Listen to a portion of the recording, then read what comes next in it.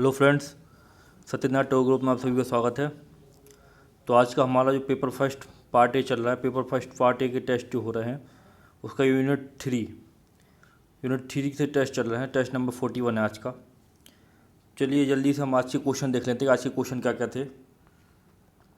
पहला क्वेश्चन था निम्नलिखित प्रश्नों के उत्तर 3 लाइनों में लिखना था। ऑपरेशन पोलो ए नंबर का क्वेश्चन था, इसमें ऑपरेशन पोलो। बी नंबर का क्वेश्चन था राज्य पुनर्गठन आयोग। सी नंबर का क्वेश्चन था पंडित रविशंकर शुक्ल। इन तीनों क्वेश्चनों के आंसर ABC के आंसर आपको 3 लाइनों में लिखने थे। आयोग का जो 2020 का नोटिफिकेशन है उसमें लिखा है एक या दो पंक्ति। हम लोग 3 पंक्ति में लिखने की कोशिश कर रहे हैं। दूसरे नंबर का क्वेश्चन था, आपको 50 शब्दों में इसके आंसर लिखने थे। पंचशील का सिद्धांत समझाना था, पंचशील का सिद्धांत क्या है, और ऑपरेशन ब्लू स्टार पर टिप्पणी लिखनी है। ऑपरेशन ब्लू स्टार क्या था, ब्लू स्टार। तो इनको आपको 50 शब्दों में लिखना था। 50 शब्दों मतलब 5 से 6 लाइन। आयोग के ऑफिशियल नोटिफिकेशन में भी 5 से 6 लाइन लिखी है, तो 6-7 लाइन से ऊपर आप बिल्कुल लिखने की कोशिश मत करो 5 मार्कर क्वेश्चन को। और जो तीसरे नंबर का क्वेश्चन था वो था मध्य प्रदेश के गठन से संबंधित प्रमुख घटनाक्रम पर प्रकाश डालना था। मध्य प्रदेश के गठन से संबंधित जो प्रमुख घटनाक्रम है उस पर प्रकाश डालना था। तो ये बड़ा क्वेश्चन था, आपको 200 वर्ड यानी 2 पेज में आपको इसको करना था। और संपूर्ण क्वेश्चन पेपर को आपको 20 मिनट में सॉल्व करना था। और मैं रोज़ बोलता हूँ कि जो लोग भी 20 मिनट के अंदर क्वेश्चन पेपर सॉल्व करते हैं वो डेफिनेटली इम्प्रूव करेंगे, और मेंस में वही लोग अपना पूरा पेपर सही समय पर पूरा कर पाएंगे। चलिए आज के हम आंसर देख लेते हैं। आज के आंसर क्या है। तो पहला क्वेश्चन है ऑपरेशन पोलो। ऑपरेशन पोलो को समझाना, ऑपरेशन पोलो क्या था। देख लो, 1948 में भारतीय सेना का एक गुप्त ऑपरेशन था।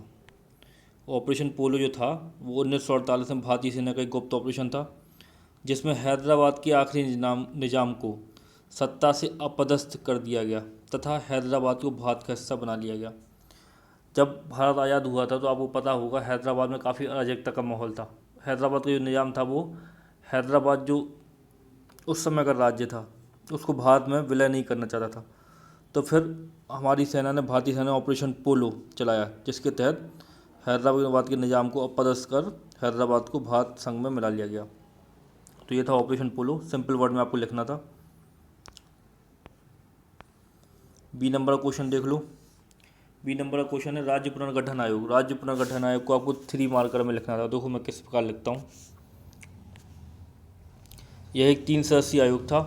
इसके सदस्य मैंने बता दिया कि फजल अली, KM पार्डीकर, हृदयनाथ कुंजरू जिसके सदस्य थे। यह एक 3 सदस्यीय आयोग था। सदस्य इसके फजल अली, KM पार्डीकर, हृदयनाथ कुंजरू। सिफारिश, राज्यों का पुनर्गठन केवल भाषाई एवं सांस्कृतिक आधार पर ना हो। राज्य पुनर्गठन आयोग ने यह सिफारिश की थी कि केवल भाषाई और सांस्कृतिक आधार पर राज्यों का गठन ना हो, गठन ना किया जाए, जबकि भारत में सारे राज्यों का गठन भाषाई आधार पर किया गया है। सबसे पहले आंध्र प्रदेश का गठन किया गया था। सबसे नीचे मैंने लिख दिया कि गठन 22 सितंबर 1955।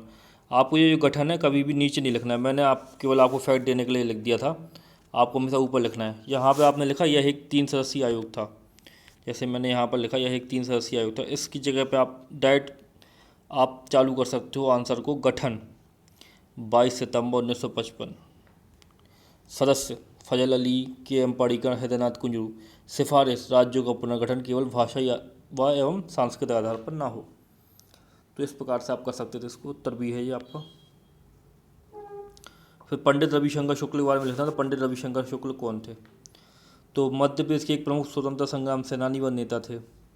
इन्हें मध्य प्रदेश के प्रथम मुख्यमंत्री होने का गौरव प्राप्त है। जन्म स्थान का सागर मध्य प्रदेश।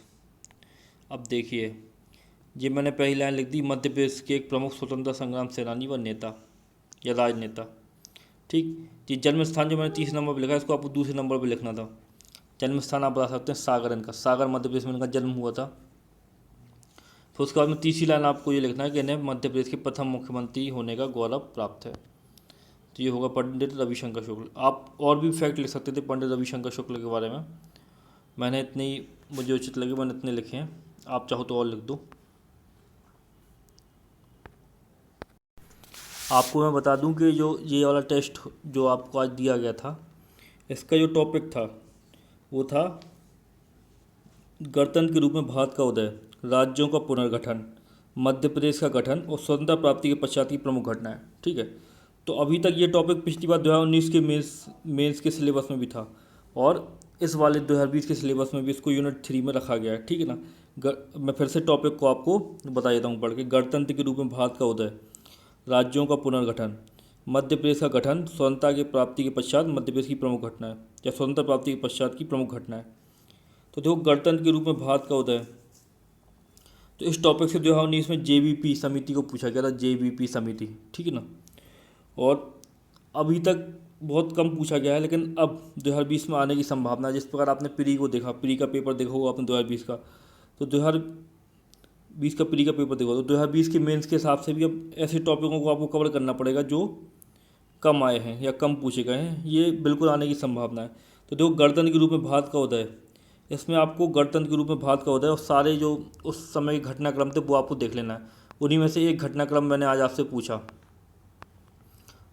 तो वो घटनाक्रम था ऑपरेशन पोलो। 2 घटनाक्रम पूछे मैंने। ऑपरेशन पोलो भी भारत का जब गठन हो रहा था उस समय का है ये, गणतंत्र के रूप में भारत के उदय। राज्य पुनर्गठन आयोग को मैंने पूछा। फिर इसमें हेडिंग थी राज्यों का पुनर्गठन, तो राज्यों के पुनर्गठन को आपको देख लेना है। ठीक है ना। मध्य प्रदेश का गठन, मध्य प्रदेश के गठन का क्वेश्चन भी मैंने डाला है यहाँ पर। ठीक।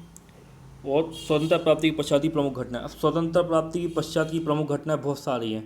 1965 का भारत पाकिस्तान युद्ध, 1962 का भारत चीन युद्ध, 1971 का भारत पाकिस्तान युद्ध, 1972 में इमरजेंसी, इन सब चीज़ों को आपको देख लेना। पंचशील सिद्धांत मैंने यहाँ पर दिए हैं। पंचशील समझौता हुआ था इंडिया और चाइना के बीच में। तो ये सब चीज़ें आपको या तो पढ़ाई नहीं आती हैं या फिर अभी तक आप जो लोग भी तैयारी कर रहे थे, ठीक है ना, 2019 के जिन्होंने मेंस दिया उनको पता हुआ कि इन पर कम फोकस किया जाता है, लेकिन 2020 में इनके आने की संभावना बढ़ रही है। जिस प्रकार से हम पैटर्न देख रहे हैं, MBPS के पूछने का तरीका देख रहे हैं, वो नई नई चीज़ों को पूछने की कोशिश कर रहा है। ऑपरेशन ब्लू स्टार भी उन्हीं में से एक है, स्वतंत्रता प्राप्ति की प्रमुख घटनाओं में से एक है ऑपरेशन ब्लू स्टार। तो इस प्रकार से आपको इनको भी हल्का हल्का कवर कर लेना है। ठीक है, भारत चीन युद्ध को कवर कर लेना, भारत पाकिस्तान युद्ध को, इमरजेंसी के समय को, पंचशील सिद्धांत को, ताशकंद समझौता हो गया, तो ये सब चीज़ें आपको कर लेना है। करगिल वॉर हो गई, तो ये आपसे पूछी जा सकती हैं। ठीक है, और ये सब आपके प्री के हिसाब से भी, प्री में भी पूछी जा सकती हैं आपसे, तो ये इसलिए डाली गई आज। तो चलिए हम वापस अपने क्वेश्चन पे आते हैं। तो पंडित रविशंकर शुक्ल को हमने कर लिया था। अब हमारा जो दूसरे नंबर का क्वेश्चन है, प्रश्न क्रमांक 2, उसका जो प्रश्न था वो था पंचशील के सिद्धांत को समझाना था कि पंचशील का सिद्धांत क्या है। तो देखिए, उत्तर ए को हम लिखते हैं, 5 मार्कर में लिख रहे हैं। तो पंचशील का सिद्धांत हम देख लेते हैं, पंचशील का सिद्धांत है क्या। पंचशील भारतीय विदेश नीति का एक मूल सिद्धांत है जिसका उद्देश्य राष्ट्रों के मध्य शांतिपूर्ण संबंध बनाना है। देखो, पंचशील भारतीय विदेश नीति का एक मूल सिद्धांत है जिसका उद्देश्य राष्ट्रों के मध्य शांतिपूर्ण संबंध। पंचशील जो है भारतीय विदेश नीति का सिद्धांत है। इसे जवाहरलाल नेहरू ने लाए थे। जवाहरलाल नेहरू को इसका प्रतिपादक बोलते हैं। वैसे पंचशील सिद्धांत बेसिकली बौद्ध धर्म से लिया गया है। पंचशील सिद्धांत जो है बौद्ध धर्म से लिया गया है। जवाहरलाल नेहरू ने इसे भारत की विदेश नीति में पहली बार प्रयोग किया, इसलिए इसके प्रणेता जो बोला जाता है वो जवाहरलाल नेहरू को बोला जाता है, प्रतिपादक। ठीक है, और फिर उसके बाद में भारत और चीन के बीच में भी पंचशील समझौता हुआ। तो पंचशील समझौता नहीं, यहाँ पर हम पंचशील सिद्धांत देख रहे हैं। ठीक है ना। अब ये 5 सिद्धांत निम्न है। पंचशील के अंतर्गत 5 सिद्धांत है, देख लो उन सिद्धांतों को। एक दूसरे की एकता व अखंडता का सम्मान करना, एक दूसरे के आंतरिक मामलों में हस्तक्षेप न करना, दूसरे देश पर आक्रमण न करना, परस्पर सहयोग व लाभ को बढ़ावा देना, शांतिपूर्ण सह अस्तित्व की नीति। ठीक है, शांतिपूर्ण सह अस्तित्व की नीति। अब ये सब कार्य यदि 2 देश करेंगे तो कभी वो आपस में लड़ेंगे नहीं, उनके बीच में शांति बनी रहेगी। और शांतिपूर्ण सह अस्तित्व, अब ये चीज़ आप देख रहे होगे ना, ये नीति भारत के एक सम्राट हुए हैं, महान सम्राट, उनकी भी थी। आपको याद हो तो मैं बता देता हूँ, अशोक की जो नीति थी वो शांतिपूर्ण सह अस्तित्व की थी कि अपना हमारा राज भी रहेगा, आपका राज भी रहेगा, शांतिपूर्ण सह अस्तित्व। तो ये अशोक की नीति थी, तो ये भी इसमें है। तो ये हो गया पंचशील सिद्धांत। और मैं आपको बता दूँ, भारत और चीन ने पंचशील सिद्धांत पर हस्ताक्षर किए थे। पंचशील समझौता उनके बीच हुआ था। तो ये हो गया। उत्तर नंबर बी जो है ऑपरेशन ब्लू स्टार को लिखना था, ऑपरेशन ब्लू स्टार पर टिप्पणी लिखनी थी। तो मैं आपको बता दूँ ऑपरेशन ब्लू स्टार क्या था। आपको इस प्रकार की हेडिंग डालने की जरूरत नहीं है, आपको सीधा ऑपरेशन ब्लू स्टार लिख देना है। ऑपरेशन ब्लू स्टार 3 से 6 जून 1984 को अमृतसर स्थित हरमिंदर साहिब परिसर में खालिस्तान समर्थक जनरल सिंह भिंडरवाला और उनके समर्थकों से मुक्त कराने के लिए चलाया गया अभियान था। पंजाब में भिंडरवाले के नेतृत्व में अलगाववादी ताकतें सतर्क हो रही थी, जिन्हें पाकिस्तान का समर्थन प्राप्त था। तो ये ऑपरेशन ब्लू स्टार को बस आपने लिख दिया 4-5 लाइनों। इसमें 4 लाइन आपको दिख रही हैं, अब अपनी कॉपी में लिखोगे तो ये चीज़ आपकी 6 लाइनों पहुँच जाएगी। तो देखो ब्लू स्टार को बता दूँ मैं क्या था। पंजाब में 1983-84 के समय पर खालिस्तान की मांग उठी, एक अलग खालिस्तान बनाया है। और उस खालिस्तान की मांग का जो मेन नेता थे वो थे जनरल सिंह भिंडरवाला। ये देख रहे हो आप, जनरल सिंह भिंडरवाला, ठीक है। तो ये उसके मांग के प्रमुख नेता थे। इनका कहना था कि खालिस्तान बनाओ एक, पंजाब को अलग करके और पाकिस्तान का भी कुछ एरिया उसमें मिला के। अब ये क्या था, अलगाववादी लोग थे। ये देश से अलग पंजाब प्रांत को हटाकर खालिस्तान बनाने की बात कर रहे थे। और इनको समर्थन था किसका, पाकिस्तान का समर्थन था। पाकिस्तान पूरा समर्थन दे रहा था कि भाई भारत का ये हिस्सा हट आए, खालिस्तान बन जाए। तो उसके लिए ये लोग क्या हुआ, उस समय पर जो अमृतसर का स्वर्ण मंदिर है वहाँ पर छिप गए। फिर भारतीय सेना ने वहाँ पर क्या किया, ऑपरेशन ब्लू स्टार किया, उन सबको निकाला, पकड़ा, उनको मारा, ठीक है। तो उसके बाद ही ऑपरेशन ब्लू स्टार के बाद में जो सिख धर्म के अनुयायी थे उनके बीच में काफ़ी गुस्सा था। उनका ये कहना था कि हमारे मंदिर का अपमान हुआ, ये सब चीज़ें उसकी। और इसी ऑपरेशन ब्लू स्टार के बाद ही इंदिरा गांधी की हत्या होती है। जो उनके सिख बॉडीगार्ड थे इंदिरा गांधी के, उन्होंने इंदिरा गांधी को मार दिया। तो ये सब कहानी है ऑपरेशन ब्लू स्टार की। तो आपको ये सब इतना लिख तो पाना नहीं है उसमें, लेकिन मैंने आपको जानकारी के लिए बता दिया। कभी पूछा है कि ऑपरेशन ब्लू स्टार के समय कौन था प्रधानमंत्री, तो इंदिरा गांधी थी। इंदिरा गांधी की बाद में हत्या कर दी गई उनके सिख बॉडीगार्ड के द्वारा, इसी ऑपरेशन के बाद में। क्योंकि फ़ौज अंदर गई थी स्वर्ण मंदिर में, वहाँ पर स्वर्ण मंदिर में काफ़ी नुकसान हुआ था। तो ये ऑपरेशन ब्लू स्टार था। फिर हम आते हैं अपने तीसरे प्रश्न पर, जो 200 शब्दों का था। 11 मार्क का क्वेश्चन था। आपको 200 शब्द 2 पेज में लिखना था, 200 वर्ड, 11 मार्क का क्वेश्चन। तो देख लेते हैं हम। तो क्वेश्चन क्या था, मध्य प्रदेश के गठन से संबंधित प्रमुख घटनाक्रम पर प्रकाश डालना था। मध्य प्रदेश के गठन से संबंधित प्रमुख घटनाक्रम क्या है। देखिए आपको जो अभी मैं मॉडल आंसर में की वीडियो में जो आपको बता रहा हूँ ये काफ़ी बड़ा है, ठीक है ना। ये मध्य प्रदेश के गठन से संबंधित सारे घटनाक्रम को मैंने एक कर दिया, और ये मैं आपको इसलिए दे रहा हूँ मॉडल आंसर वीडियो के माध्यम से, जिसमें आपको ज़्यादा से ज़्यादा नॉलेज हो सके। क्योंकि इस उत्तर से आपके मेंस में तो बनेगा ही बनेगा क्वेश्चन, साथ ही साथ आपको प्री में भी बहुत सारे क्वेश्चन आ सकते हैं कि 2008 में कौन से ज़िले बने, 1998 में कौन से ज़िले बने, 2003 में कौन से ज़िले बने, 2018 में कौन सा ज़िला बना। तो ये सब चीज़ें आपसे पूछी जा सकती हैं, ठीक है ना। लेकिन ये जो आपका क्वेश्चन है, जब आप इसको जो मैंने आपको अभी मॉडल आंसर में दे रहा हूँ नीचे मैं बताऊँगा, तो ये आप जब अपनी कॉपी में लिखो तो ये आपका 4 पेज का हो जाएगा। 4 पेज का आपको लिखना नहीं है, इसको अपने हिसाब से आपको छोटा कर लेना है, इस क्वेश्चन को 2 पेज लायक, ठीक है। मैं केवल आपको नॉलेज के लिए केवल ये मॉडल आंसर, इसका बड़ा मॉडल आंसर आपको करा रहा हूँ। जल्दी से देख लेते हैं। सबसे पहले एक छोटा सा इंट्रो दे दिया मैंने। क्वेश्चन हमारा है कि मध्य प्रदेश के गठन से संबंधित प्रमुख घटनाक्रम पर प्रकाश डालिए, ठीक है। क्वेश्चन है ये हमारा, देख लो। सबसे पहले मैंने एक छोटा सा इंट्रो दे दिया।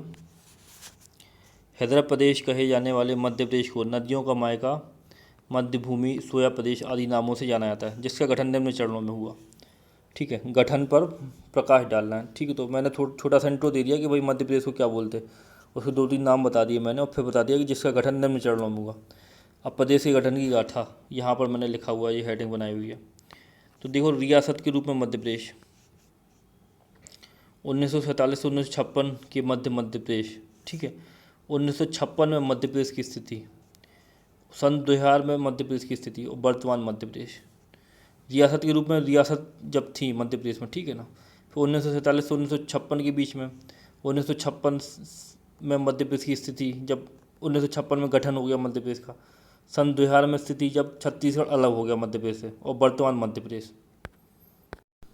तो इसमें रियासत के रूप में मध्य प्रदेश, ठीक है ना, रियासत के रूप में मध्य प्रदेश को हम देख रहे हैं। तो रियासत के रूप में मध्य प्रदेश में आपको एक एमपी का डायग्राम बनाना है, फ्री हैंड डायग्राम। उसमें आपको Scindia, Holkar, Bhopal state, Mahakaushal, Bagheli state, Bundela state, इन सारी स्टेटों को आपको दर्शा देना। 4-5 स्टेट जो मेजर स्टेट थी, भोपाल स्टेट हो गया, होलकर स्टेट हो गई, सिंधिया स्टेट हो गई, बुंदेला स्टेट हो गई, बघेली स्टेट हो गई, इनको आपको दर्शा देना। मैंने अभी यहाँ पर डायग्राम नहीं बनाया, आप बना सकते हो। उसके बाद हम देख लेते हैं 1947 से 1956 तक का मध्य प्रदेश। तो इस समय मध्य प्रदेश को प्रशासनिक सुविधा की दृष्टि से 3 भागों में बांटा गया था। आपको पता होगा 3 भागों में बटा था मध्य प्रदेश 1947 से 1956 तक। वो थे भाग ए, भाग बी, भाग सी, ठीक है। भाग ए में महाकौशल, छत्तीसगढ़, बरार, सीपी बरार और केंद्रीय प्रांत, ठीक है ना। भाग बी में 36 रियासतें, 16 जिले, ग्वालियर, इंदौर, ठीक है। और भाग सी में विंध्य प्रदेश, राजधानी, रीवा, 38 जिले, और फिर था भोपाल स्टेट। तो अब इनको हम डिस्क्रिप्टिव वे में पढ़ देते हैं, डिस्क्रिप्टिव वे में क्या है, ठीक है ना। तो मैं आपको अभी भी बता देता हूँ कि ये जो क्वेश्चन है काफ़ी बड़ा हो गया, ठीक है। मैंने आपको केवल नॉलेज के लिए क्वेश्चन इतना बड़ा करा दिया। आपको इसको जब 200 वर्ड में लिखो तो अपने हिसाब से छोटा कर लेना। तो भाग ए को देख लो। तो यह क्षेत्र पार्ट ए, यह क्षेत्र महाकौशल, छत्तीसगढ़, सीपी बरार क्षेत्र, ठीक है ना, को मिलाकर बनाया गया था। इस संपूर्ण भाग की राजधानी नागपुर बनाई गई। नागपुर संपूर्ण इस भाग की पार्ट ए की राजधानी बनाई गई। इस क्षेत्र के अंतर्गत 22 जिले रखे गए थे। भाग ए के मुख्यमंत्री पंडित रविशंकर शुक्ल बनाया गया। जब पार्ट ए बना तो उसके मुख्यमंत्री पंडित रविशंकर शुक्ल थे। इस क्षेत्र में महाकौशल, छत्तीसगढ़, सीपी बरार क्षेत्र, केंद्रीय प्रांत, ये सब शामिल था, ठीक है ना। छत्तीसगढ़ भी शामिल था। नागपुर इसकी राजधानी थी, ठीक। तो इसमें 22 जिले रखे गए, ठीक है ना, और मुख्यमंत्री पंडित रविशंकर शुक्ल थे। फिर भाग बी को देख लो। इस क्षेत्र की राजधानी इंदौर, ग्वालियर थी, इंदौर व ग्वालियर थी, तथा इस क्षेत्र में कुल 36 रियासतें थीं शामिल की गई, जो प्रशासनिक दृष्टि से 16 जिलों में बटी थी। 36 रियासतें थीं, 16 जिलों में जो बटी थी।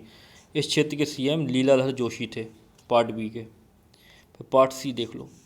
विंध्य प्रदेश, इस क्षेत्र की राजधानी रीवा थी, विंध्य प्रदेश की राजधानी रीवा थी, जिसमें प्रशासनिक सुविधा की दृष्टि से 38 जिलों को शामिल किया गया था। इस क्षेत्र के मुख्यमंत्री पंडित शंभूनाथ शुक्ल थे। तो ये हो गया आपका पार्ट सी। उसके बाद में एक स्टेट अलग से थी एमपी में, वो थी भोपाल स्टेट, ठीक है। तो देखो भोपाल स्टेट को देख लो। नवाबों की नगरी भोपाल को भाग 3 में शामिल किया गया, जो पार्ट 3 था, ठीक है ना, उसमें शामिल किया गया पार्ट सी में ही, ठीक है ना।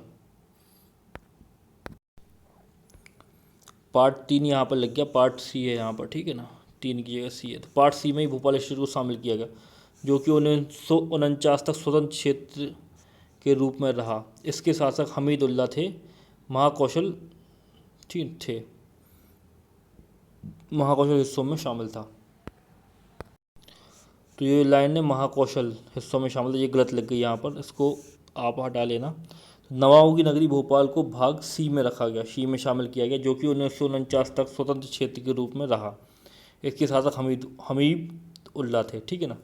तो आपको बता दूं भोपाल स्टेट जो है वो सबसे बाद में भारतीय संघ में विलय होने वाली स्टेट है 1949 में, सबसे बाद में। जम्मू कश्मीर भी इसके पहले हो गई थी, हैदराबाद भी हो गई थी, जूनागढ़ भी हो गई थी, सबसे बाद में भोपाल स्टेट हुई। अंतिम नवाब थे हमीदुल्ला खान, ठीक है ना, भोपाल के। ये हो गया। फिर मध्य प्रदेश का गठन। अब 24 दिसंबर 1953 को राज्यों के पुनर्गठन हेतु फजल अली आयोग की स्थापना की गई। ये तो मैंने आपको 3 मार्कर में दिया है, फजल अली आयोग, ठीक है ना। फजल अली अध्यक्ष थे, हृदयनाथ कुंजरू, के.एम. पडिक्का, ये सब सदस्य थे इसके, ठीक है। अब फजल अली आयोग ने मध्य प्रदेश गठन से संबंधित निम्नलिखित सिफारिश थी, ठीक है। तो फजल अली आयोग अब क्या सिफारिश करते हैं उनको देखो, दिया हुआ है 1 नंबर की सिफारिश, 2 नंबर की सिफारिश, मतलब 1 नंबर 2 नंबर पॉइंट डाले हुए हैं मैंने। तो फजल अली आयोग ने मध्य प्रदेश के गठन से संबंधित निम्नलिखित सिफारिश थी।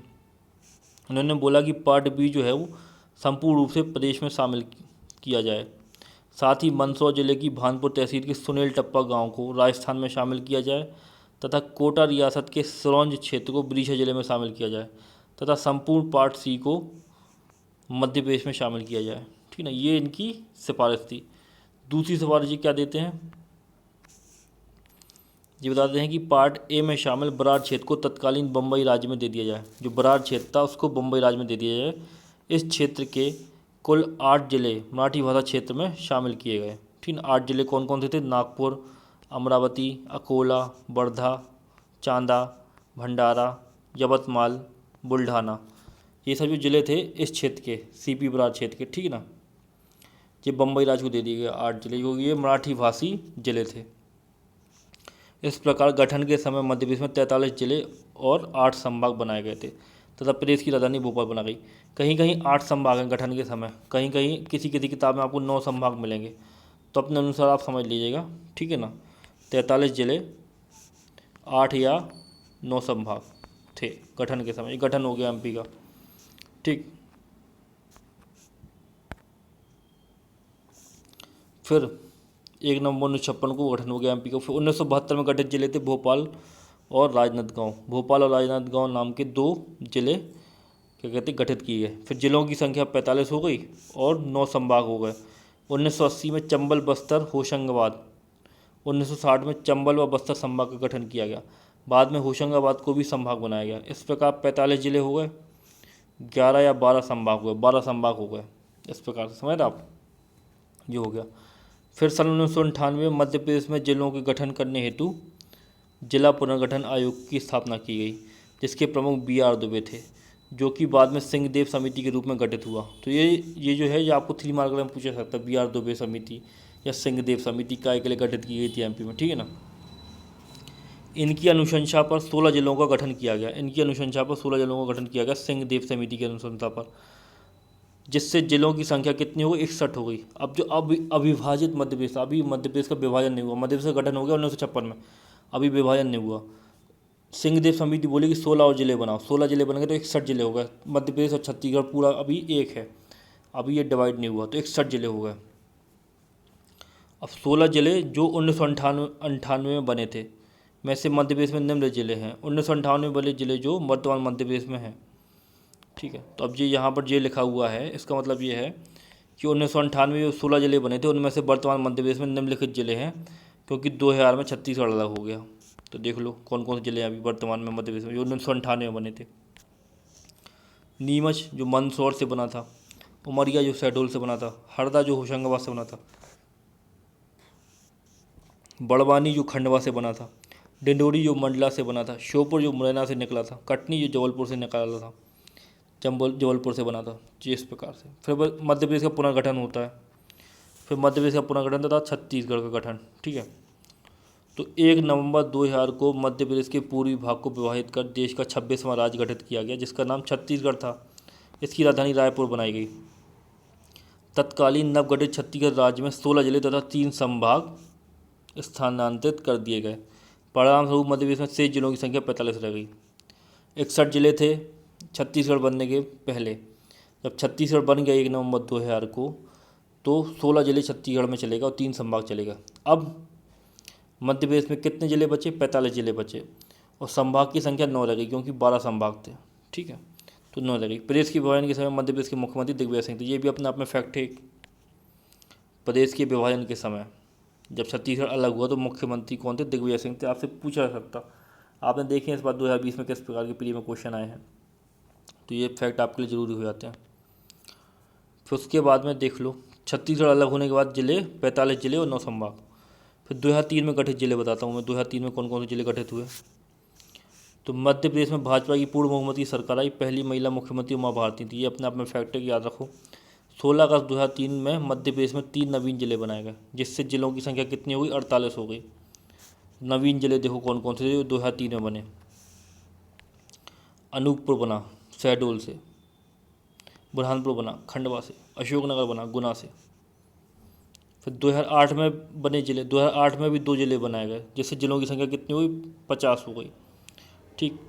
तो अलीराजपुर बना झाबुआ से निकल के, सिंगरौली बना सीधी से निकल के। तो ये 2008 में बनाए हुए ज़िले हैं। फिर 2008 में मध्य प्रदेश में शहडोल संभाग बनाया गया। 2008 में मध्य प्रदेश में शहडोल संभाग बनाया गया, जिसमें शहडोल के अलावा उमरिया और अनूपपुर जिले भी शामिल किए गए, और कुल संभाग की संख्या 10 हो गई। 9 संभाग थे, 2008 में शहडोल संभाग बना। अब ये भी याद रखो, ये फैक्ट आपसे पीडी में पूछा जाता है कि 2008 में कौन सा संभाग बना, तो 2008 में शहडोल संभाग बना। तो कुल संख्या कितनी हो गई? 10 हो गई। तो 10 संभाग हो गए ये, ठीक है। फिर उसके बाद में देख लो, तो 2008 में ही होशंगाबाद संभाग में बैतूल जिले को शामिल किया गया तथा संभाग का नाम बदलकर नर्मदापुरम कर दिया गया। अब 2008 में ही होशंगाबाद संभाग में बैतूल जिले को शामिल किया गया, संभाग का नाम चेंज कर दिया, होशंगाबाद से नर्मदापुरम इसका संभाग का नाम कर दिया। अब 2013 में बने जिले देख लो, 2013 में भी जिले बने। 16 अगस्त 2013 में उज्जैन संभाग के शाजापुर जिले से आगर मालवा जिला बनाया गया, शाजापुर से आगर मालवा जिला बना, जिसमें सुसनेर, नलखेड़ा, बड़ौद, आगर तहसीलें शामिल थीं। 2013 में जिलों की संख्या कितनी हो गई? 51 हो गई जिलों की संख्या। फिर 2018 में बना जिला। अब 2018 में सबको पता है निवाड़ी जिला बना है, ठीक है ना। सागर संभाग के टीकमगढ़ जिले से निवाड़ी जिले का गठन किया गया, निवाड़ी जिसमें ओरछा, पदवीपुर, निवाड़ी तहसीलें शामिल थी। तो ये आपका पूरा क्वेश्चन हो गया, ठीक है ना। यहाँ तक आपको बता देना है। आपको जब आप 2 पेज में लिखो तो आपको उसको बहुत छोटा कर लेना है। अब छोटा रूप करके आपको उसको बता देना। सारी चीज़ें आपको बताना ज़रूर है, लेकिन छोटे रूप में बता देना, ज़्यादा डिस्क्रिप्टिव नहीं करना। 2 पेज में आपका ये आंसर आ जाएगा। मैंने आपको केवल ये क्वेश्चन आज इसलिए कराया इतना बड़ा, जिसमें आपके प्री के फैक्ट भी जो है वो कवर हो जाए, और साथ साथ आप जो इसमें बनने वाले और क्वेश्चन है, इस क्वेश्चन से बनने वाले और क्वेश्चन है, जैसे कि पार्ट बी में क्या क्या शामिल था, पार्ट सी में क्या क्या शामिल था, ये प्री में पूछा सकता है आपसे। फजल अली आयोग तो आपसे मैंने पूछ ही लिया, ये भी आपसे पूछा सकता है। साथ ही आपसे BR दुबे समिति या सिंहदेव समिति भी आपसे पूछी जा सकती है, ठीक है ना। 1972 में गठित जिले, ये सब चीज़ें आपसे 3 मार्कर में भी आ सकती कि 1972 में जो 2 जिले बनाए गए थे वो कौन कौन से हैं, या फिर मध्य प्रदेश के गठन के समय कितने जिले थे, कितने संभाग बनाए गए। तो ये आपको डीप में पढ़ना ज़रूरी है, इसलिए मैंने आपको आज ये डीप में कराया है। थोड़ा काफ़ी लेंथी हो गया ये। और आपको बता दूं कि इसमें आपका एक क्वेश्चन ये भी बन सकता है कि फैज़ल अली आयोग ने मध्य प्रदेश के गठन से संबंधित क्या सिफारिशें की। यदि आपसे ये पूछा जाए तो आपको फिर इस प्रकार से थोड़ा बहुत MP का इंट्रो देना है, ठीक है। फिर MP का थोड़ा सा मैप बनाना, और उसके बाद में आपको ये फैज़ल अली आयोग ने जो मैंने इसमें लिखा है ये आपको यहाँ तक का लिख देना है, ठीक है ना, कि ये सिफारिशें की थी फैज़ल अली आयोग ने, और फिर मध्य प्रदेश का गठन हुआ 1 नवंबर 1956 को। तो ये अलग क्वेश्चन बन गया एक अपने आप में कि मध्य प्रदेश के गठन के संबंध में फैज़ल अली आयोग ने क्या सिफारिशें की, तो आपको ये लिख देना है। तो इसमें ये दूसरा क्वेश्चन ये बन गया। तो इस प्रकार से आपको करना था। मैं आशा करता हूँ आज का वीडियो आपको अच्छा लगा होगा। कल फिर मिलते हैं नए वीडियो के साथ में। धन्यवाद।